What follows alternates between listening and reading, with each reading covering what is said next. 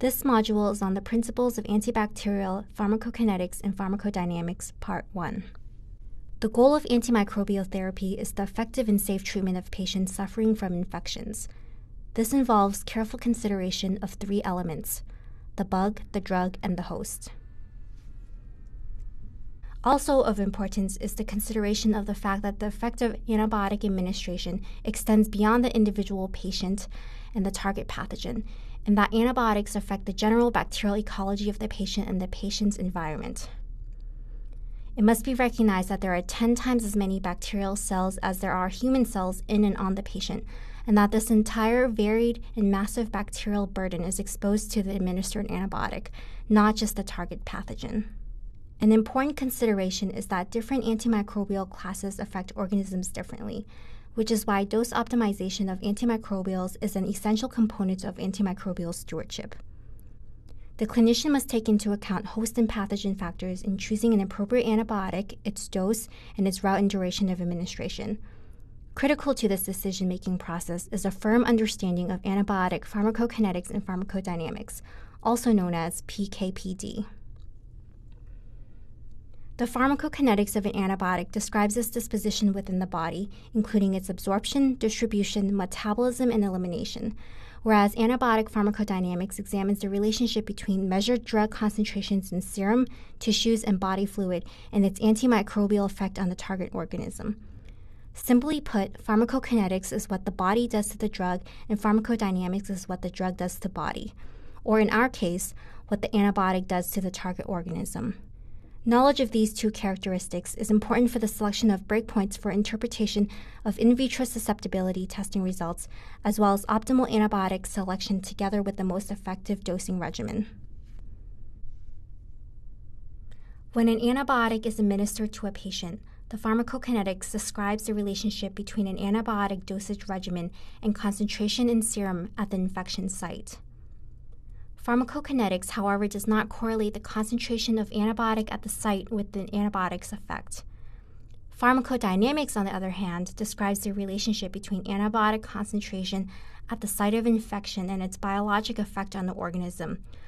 This effect could be bacterial killing or inhibition of growth. Most drugs are reversibly bound to serum proteins such as albumin and alpha-acid glycoproteins. The extent of protein binding varies considerably between different drugs. For example, only 10 to 30% of total serum concentration of gentamicin is bound to serum protein, compared with 90 to 95% of ertapenem. Serum protein binding is an important consideration because, 1, only unbound drug is thought to exert an antibacterial effect. 2, only unbound drug diffuses into extravascular sites. And 3, protein binding may slow the rate of drug elimination, increasing the half-life and thus allowing a longer dosing interval.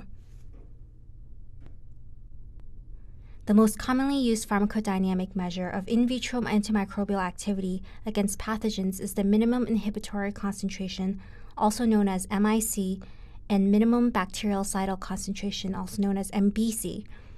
The MIC describes the lowest concentration of an antibiotic capable of inhibiting the visible growth of an organism in vitro, while MBC is the lowest concentration of an antibiotic to achieve 99.9% bacterial kill. Although MIC and MBC are excellent predictors of the potency of antimicrobial agent against the infecting organism, it suffers from the static nature of the methods used for its determination. MICs and MBCs do not take into account the time course of antimicrobial activity, nor does it mimic physiologic conditions such as the intermittent administration of an antibiotic to a patient, which results in the target pathogen being subjected to a constantly changing concentration of the drug. The MIC also does not provide information on the effects of the antibiotic at concentrations below the MIC, also known as the sub-MIC effect, as well as the post-antibiotic effect, which is the persistent inhibition of bacterial replication after removal of the antibiotic from the system. In vitro pharmacodynamic modeling systems allow continuous adjustment of antibiotic concentration over time in order to mimic human pharmacokinetics. This approach allows the determination of antibiotic exposure thresholds associated with optimal bacterial inhibition or killing. These may also be determined using animal models of infection, such as the rodent thigh model, with endpoints that include measurements of colony-forming units at the site of infection. The most direct and clinically relevant determination of optimal pharmacodynamics is derived from the study of infected patients, linking antibiotic exposure to microbiologic and clinical outcomes. Such data is unfortunately seldom available. The knowledge of a pathogen's MIC against a certain antibiotic, the antibiotic's pharmacokinetics, the clinical status of the patient, as well as data on intersubject variability is necessary to prevent treatment failures. The consideration of all of these factors and the probability of attaining successful therapeutic outcomes based on the drug pharmacokinetics and pharmacodynamics can be estimated using Monte Carlo simulations. Monte Carlo simulations use advanced mathematical modeling to apply the principles of antimicrobial PK/PD to clinical practice. If a group of patients are given an antibiotic, it is expected that there will be a variability in drug concentration time profiles between patients. The peak drug concentration and the time for drug clearance will vary among individuals. Monte Carlo simulations incorporates the variability in pharmacokinetics among a sample population when predicting antibiotic exposure, then calculates the probability for obtaining a target exposure for a range of MICs that an organism can have to a particular antibiotic regimen. An example would be determining the probability of achieving free drug concentration over 50% of the dosing interval for piperacillin tazobactam against Pseudomonas aeruginosa with an MIC of 8.